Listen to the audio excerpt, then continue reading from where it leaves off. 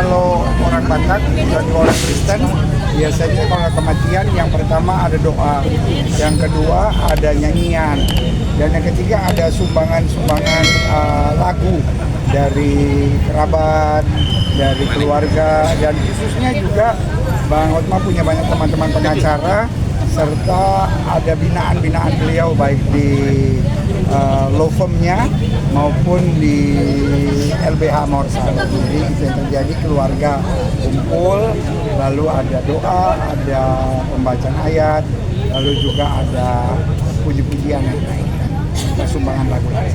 Kalau kita lagi melihat sosok Pak Hotma Sitompul itu seperti apa? Buat saya seperti yang diketahui banyak orang, yaitu pejuang hukum kontroversial lah.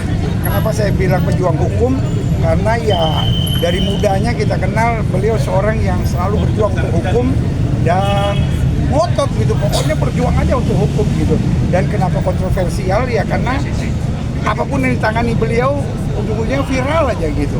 Ada yang menanggapinya, ada yang menghormatinya, ada yang tidak menyetujuinya. Jadi itu yang saya bilang pejuang hukum kontroversial. Tetapi sampai pada akhirnya dia membuktikan bahwa dia bukan pengkhianat hukum, dia seorang yang bertahan sebagai pengacara yang baik.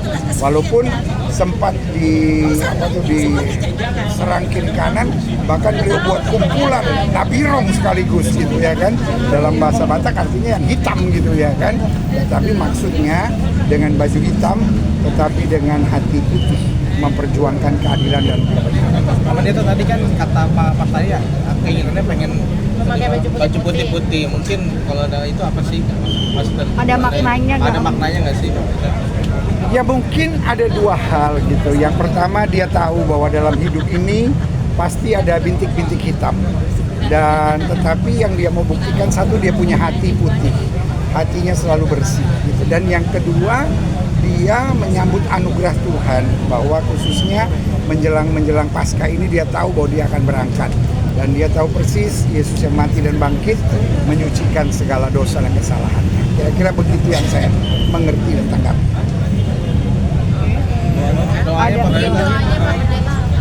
Ya doanya pasti yang pertama untuk keluarga ya, mendapat kekuatan. Yang kedua beliau adalah seperti saya bilang pejuang hukum kontroversial. Jadi biarlah anak-anaknya kemudian bisa melanjutkannya, walaupun sekarang yang terlihat bahwa anak prianya ya Dito yang banyak berkecimpung dalam dunia hukum. Nah, kita harapkan supaya beliau juga satu saat, karena sekarang beliau masih muda aja udah banyak karya yang bagus, kiranya ke depannya akan lebih dahsyat lagi. Terima kasih teman-teman semua, terima kasih banyak. Jadi jangan lupa untuk subscribe Cumi Cumi. Ditekan ya tombol lonceng merahnya.